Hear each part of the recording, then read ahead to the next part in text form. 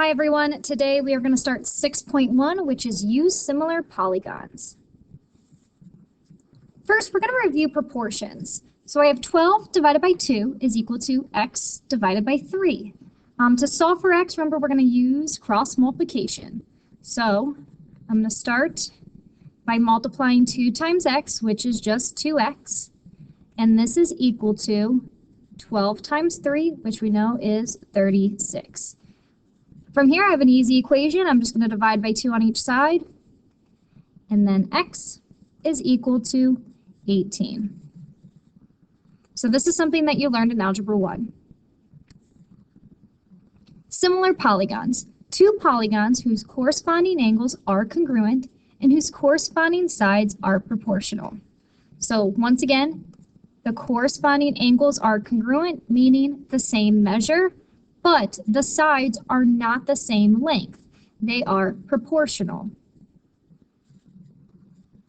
So looking at these two figures, we know that ABCD is similar to EFGH.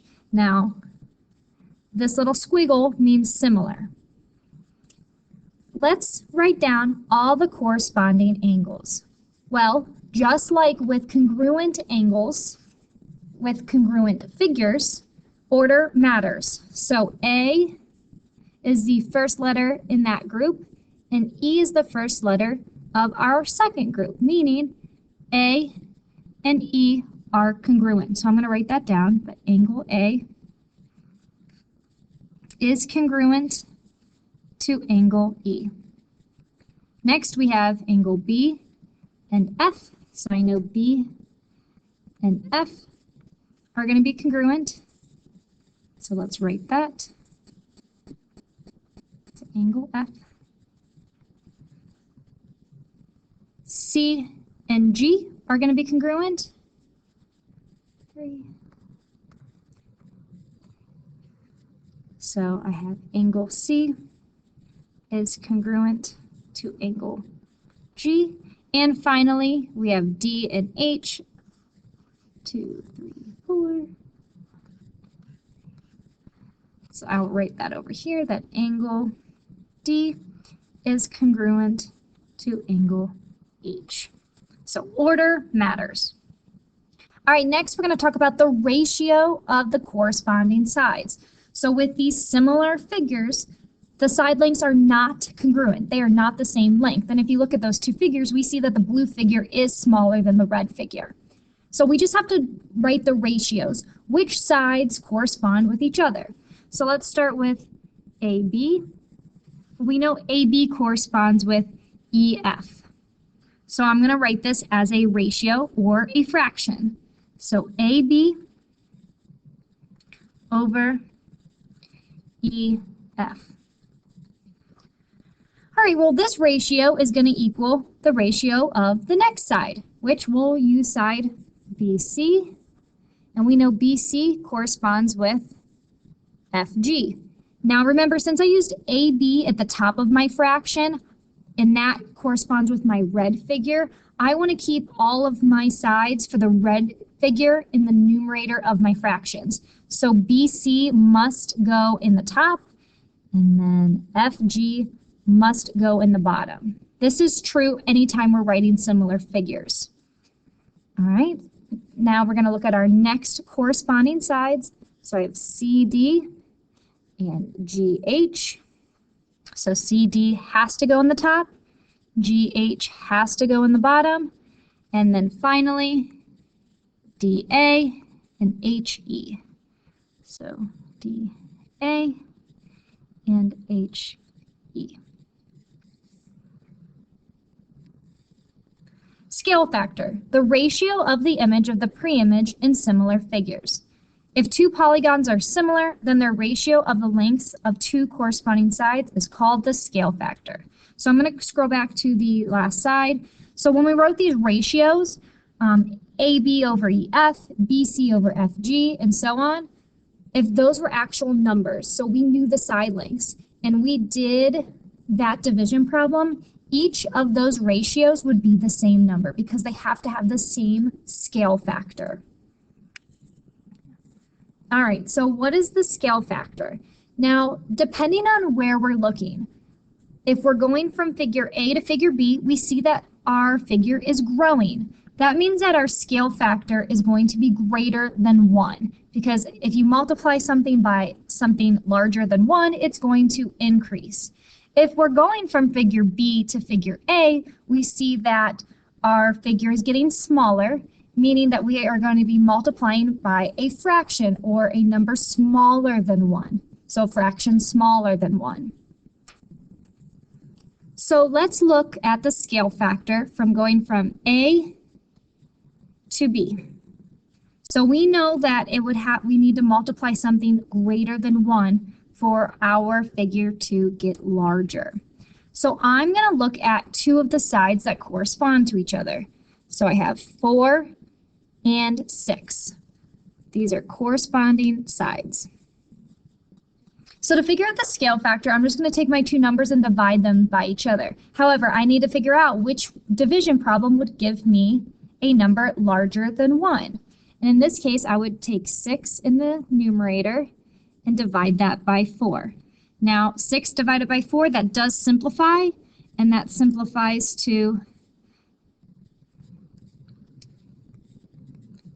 3/2, which is equal to 1.5. So I know that this scale factor is correct because if I multiply 4 by 4 times 1.5, you end up getting 6. So 1.5 is my scale factor if I'm going from figure A to figure B. Now, if I'm going from figure B to figure A, I'm going to use the black marker here, we see that our figure is getting smaller, which means my scale factor needs to be less than 1. All right, so that means instead of doing 6 divided by 4, I'm going to do 4 divided by 6. And that will give me 2/3. Now, if I do plug in 2/3 in my calculator, I get a weird decimal. It's not pretty like 1.5 in the first example. So 2/3 is what I would use for my scale factor rather than writing it as a decimal. You can double check that this is correct because if I do 6 times 2/3, I'll want to get the answer of 4, and you do. We know that LJM is similar to PSN. What is the scale factor? All right, so we have our two triangles. We need to figure out which two sides are corresponding. Well, if I look at these two triangles, I notice that they're not in the same position right now. Because if this angle L corresponds with angle P, and it's not the same. So I'm going to redraw this triangle here to make it look like our first large triangle. So I know this angle needs to be here, and my right angle needs to be here, just like it shows me here. So this is angle P, this is S, and this is N. So now I'm going to kind of like ignore this triangle here and look at my new purple triangle. So this is 30, this is going to be 18, and this is 24. All right, so now that everything corresponds, it's easy for me to see which two sides correspond to each other. I'm going to use my corresponding sides to find my scale factor. Let's use these sides here. All right, now it doesn't tell us to find the scale factor from the small figure to the large figure or the large figure to the small figure. So I'm just going to figure out the scale factor from the small triangle to the large triangle. Now, if I ask you a question like this, I would accept either answer if you use the scale factor that's greater than 1 or the scale factor that's less than 1. In the in-class assignment, I'll make sure to use both answers. So I'll just do the scale factor that's greater than 1. All right, so looking at those two sides that correspond to each other, the largest side is 75, and I'm going to divide this by our smaller side, which is 30. Now I can simplify this, and I end up getting a fraction of 5/2, or we could say 2.5. Now 2.5 should be the scale factor of my other corresponding sides as well. So let's try that. So next, let's look at these two sides. And I'll write this over here. So I have 45 divided by 18. Do I get 2.5? I do. 2.5. So this one works. And let's look at our last side. So I have 60 divided by 24. Is this equal to 2.5? And it is. So because my angles correspond with each other, they're the same measure, and my scale factors are all the same, we know that those two triangles are similar. In the diagram, triangle DEF is congruent to triangle MNP. We want to find the value of x. All right, so for this we want to set up our ratios. So let's look at two sides that we know are the same. So we know that these two sides correspond with each other. So let's write this as a fraction. So 12 over 9. If you flip this fraction around, you'll still get the same answer at the end. All right, so 12 over 9 is equal to, so since we use 12 first, I'm going to need to use 20 first in my numerator, divided by x. X is what we're trying to solve for, so that's why I used 20 in the first triangle. So x. All right, so now let's solve for x by using cross multiplication. So 12 times x is 12x. This is equal to 9 times 20, which is 180. Divide by 12. Divide by 12. We end up getting that x is equal to 15. So our answer here is going to be 15. In the diagram, ABCD is similar to QRST. What is the scale factor of QRST to ABCD? So we're going from here to the larger figure, meaning we're getting larger. And our scale factor needs to be greater than 1. All right, so we're going to start here. Let's look at our two side lengths. So AB to QR. I'm going to take the side length of AB, 12, divide that by 6. So this means that my scale factor is 2. So if I multiply all of these sides by 2, I would get these answers. And as we can see, that would be true. 6 times 2 is 12. 5 times 2 is 10. 8 times 2 is 16. So if I need to figure out x, 4 times 2 is what? Well, it would be 8. So x would be equal to 8. And you could figure this out as well using a proportion like we did in the last problem, but sometimes it's very easy to see right away what the side length would be. Perimeters of similar polygons. If two polygons are similar, then the ratio of their perimeters is equal to the ratio of their corresponding side lengths. So what all this stuff is talking about here is just saying whatever the scale factor is for the sides is going to be the same for the perimeters. So for example, if going from this figure to this figure, our scale factor for our sides is 2, that means that the perimeter scale factor will also be 2. So if the perimeter here is 3, I'm just making up some random number, that means that the perimeter here would be 6.